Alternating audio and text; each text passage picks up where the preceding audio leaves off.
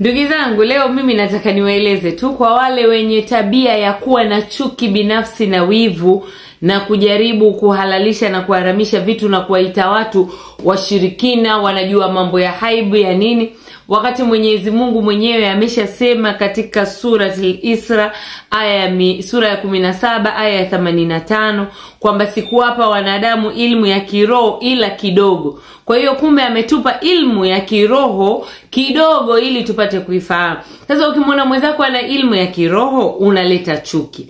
Sasa kama mnaleta chuki, nakwambieni hivi, Muislamu wa kwanza kugundua university alikuwa ni mwanamke, na huyo mwanamke anaitwa Bi Fatima, University ya Morocco, miaka hiyo ya 600 na kitu, tuseme labda alipofariki tu kidogo, muda mchache alipofariki Mtume Muhammad sallallahu alaihi wasallam, na Waislamu wakaanzisha ilmu ya university. Alafu leo hii nyie mnakana. Sasa mimi sielewi mnachokikana ni kipi na kuambia watu washirikina, kumbe ilmu zilikuwepo. Did you know that a woman founded the first university in the world? In the 9th century, Fatima al-Fihri, a remarkable figure in Islamic history, became a beacon of knowledge and education. After the death of her father, who had amassed considerable wealth, Fatima used her inheritance to create an institution dedicated to learning.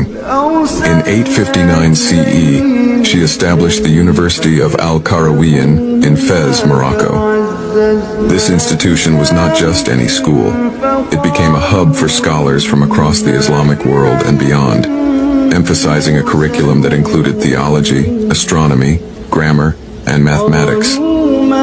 Fatima's vision was to promote education for all, regardless of gender or social status, which was revolutionary for her time.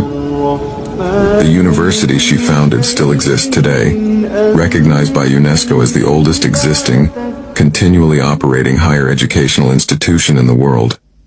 Fatima al-Fihri's legacy demonstrates the profound impact of women in shaping educational landscapes and highlights how Islamic civilization has contributed significantly to global knowledge and culture. Her story inspires us to recognize the power of education and the role of women in history. Ndugu zangu, leo hii mnawapa power wachawi. Najua wengi na nyinyi pia mnaweza mkaa mnasalisha, mnajifanya mnafanya tiba, mnafanya nini, kumbe na nyie wachawi mnaruka. Leo hii mnawapa power. Mnawapa power wachawi, watawali, wa recruit. Hebu angalia.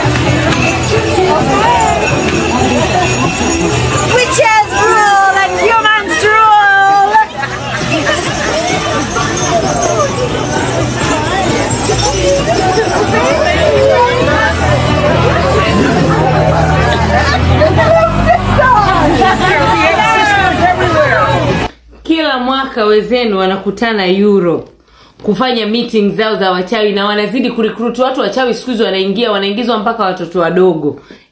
Hebu nyie niambieni, alafu kazi yenu mnapita mitandaoni mnaita watu washirikina ili tu kuwavunja nguvu.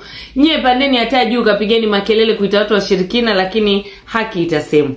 Sababu nyie mna tabia kwamba hata Mwenyezi Mungu pia akasema katika sura An-Nahl sura 16 aya 116 kwamba do not falsely declare with your tongue this is lawful, this is unlawful, only to fabricate lies against Allah. Mumsingizie Mwenyezi Mungu, mseme uongo kutumia ndimi zenu, kusema hichi halali hichi haramu kwa ajili ya kumsingizia Mwenyezi Mungu. Kakataa. Sasa kama Uislamu, hiyo mathematics yenyewe imetoka kwa great philosopher of Islam, na kama ingekuwa maneno uongo, Mehdi Hassan asingeweza kusimama katika bunge la Muingereza na kusema kwamba ma great philosopher wametoka katika Islam na akapigiwa makofi. Maths, by the way. A man named Al-Khwarizmi was one of the greatest mathematicians of all time, a Muslim, worked in the golden age of Islam. He's the guy who came up with not just algebra, but algorithms. Without algorithms, you wouldn't have laptops. Without laptops, Daniel Johnson tonight wouldn't have been able to print out his speech in which he came to berate us Muslims for holding back the advance and intellectual achievements of the West, which all happened without any contribution from anyone else other than the Judeo-Christian people of Europe. In fact, Daniel David Levering, the author of the Pulitzer Prize-winning historian and author of The Golden Crucible, points out that there would be no Renaissance, there would be no Reformation in Europe without the role played by Ibn Sina and Ibn Rushd and some of the great Muslim theologians, philosophers, scientists in bringing Greek text. Hivi kama kweli ingekuwa Uislamu haujatoa mathematicians ambayo ni great philosophers ambao walianzisha mathematics wakatoa algorithm na ni formula hizo mpaka leo kompyuta zikawa zinafanya kazi, lakini wanapewa credit wazungu. Leo hii kweli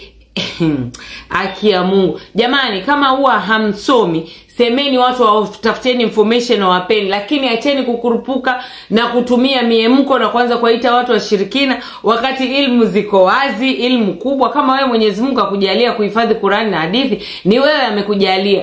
Na mwingine alopewa ilmu ya haib basi ni yeye amepewa na Mwenyezi Mungu, kwa sababu Mwenyezi Mungu ameshasema ametupa ilmu ndogo ya kuweza kujua ilmu ya kiroho. Kwa hiyo basi, hebu acheni hizo jealousy zenu na muache ushirikina nyinyi kufanya usiku, sisi tukiwafundisha watu jinsi ya kujitibu, alafu mnakuja. Who came up with not just algebra but algorithms. Without algorithms you wouldn't have laptops. Without laptops, Daniel Johnson tonight wouldn't have been able to print out his speech in which he came to berate us Muslims for holding back the advance and intellectual achievements of the West, which all happened without any contribution from anyone else other than the Judeo-Christian people of Europe. In fact, Daniel David Levering, the author of the Pulitzer Prize-winning historian and author of The Golden Crucible, points out that there would be no Renaissance, there would be no Reformation in Europe without the role played by Ibn Sina and Ibn Rushd and some of the great Muslim theologians, philosophers, scientists in bringing Greek text. Hivi kama kweli ingekuwa Uislamu haujatoa mathematicians ambayo ni great philosophers ambao walianzisha mathematics wakatoa algorithm na ni formula hizo mpaka leo kompyuta zikawa zinafanya kazi, lakini wanapewa credit wazungu. Leo hii kweli aki ya Mungu. Jamani, kama huwa hamsomi, semeni watu watafuteni information na wapeni, lakini acheni kukurupuka na kutumia miemko na kwanza kuita watu washirikina wakati ilmu ziko wazi, ilmu kubwa. Kama wewe Mwenyezi Mungu akujalia kuhifadhi Qur'an na hadithi, ni wewe amekujalia.